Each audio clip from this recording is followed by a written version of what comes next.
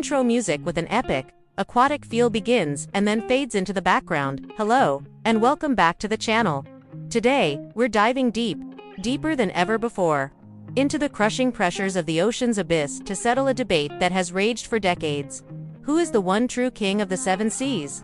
In one corner, we have the ruler of Atlantis, the founding member of the Justice League, Arthur Curry, and in the other corner, the hot-headed sovereign of Talokan, the submariner, Namor. These two are more than just underwater royalty. They're titans, masters of the vast, mysterious, and terrifying world beneath the waves. They both possess incredible strength, speed, and durability, capable of withstanding the immense pressure of the deep and trading blows with the mightiest heroes and villains on land. They both command vast armies and hold dominion over 70% of the planet. But that's where the similarities start to diverge, and the battle truly begins.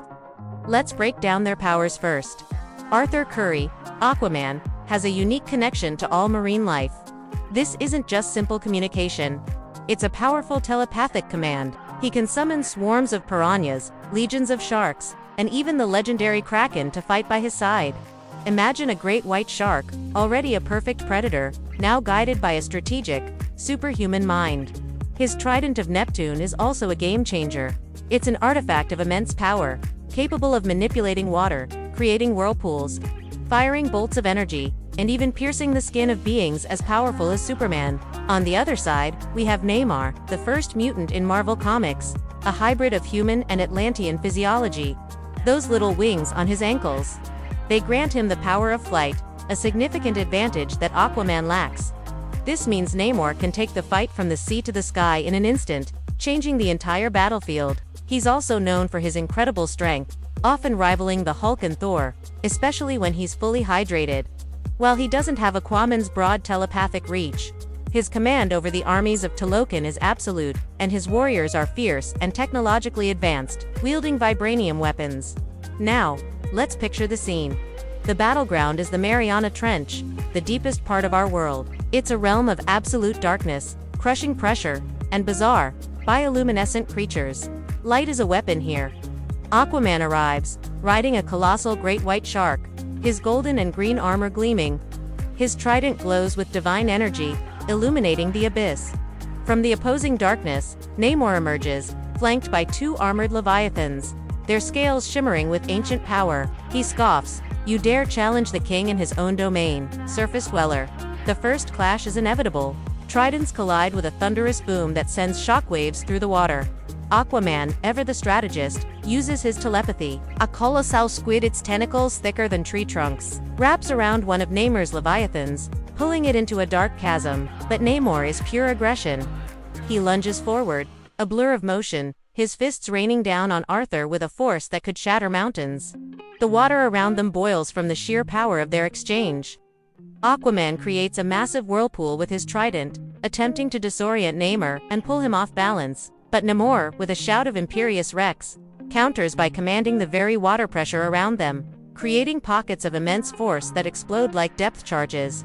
The surrounding bioluminescent flora flashes violently with each impact, painting the dark battlefield in strobing colors of blue and green. Arthur realizes a direct brawl with the ferociously strong Namor is a risky gambit. He needs to use his environment and his unique abilities. They unleash a coordinated sonic blast, a wall of disorienting sound aimed directly at Namor. For a moment, the submariner falters, clutching his head. This is the opening Aquaman needs. He thrusts his trident not at Namor, but at the unstable seabed beneath him, causing a massive underwater landslide. But you can never, ever underestimate Namor. Angered, he flies straight up, breaking through the falling rock and water, and grabs Aquaman, rocketing them both towards the surface. The pressure changes rapidly, a disorienting experience for any aquatic being, but they are kings. They breach the waves under a stormy sky, the fight continuing in midair as Namor holds the advantage of flight. He hurls Aquaman towards a rocky island, but Arthur, ever resourceful, calls upon a massive tidal wave. This is where the battle reaches its climax. Namor, the arrogant king, stands on the shore, believing he has the upper hand on solid ground. Aquaman, the protector, stands with the full force of the ocean at his back.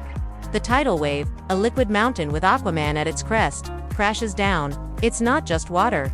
It's a living weapon filled with every shark, barracuda, and electric eel Aquaman could summon.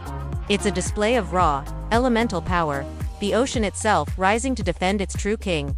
So, who wins?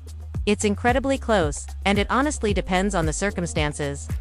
In a pure, brute force fistfight, Namor's raw strength and ferocity might give him a slight edge. He's just relentlessly aggressive. However, Aquaman is the superior tactician.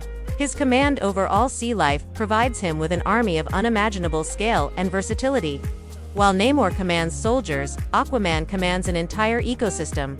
My verdict: in a battle for the throne, where control over the ocean itself is the key, Aquaman's broader range of powers and strategic mind would ultimately win the day. Namor's pride and rage are his greatest weapons, but also his greatest weaknesses.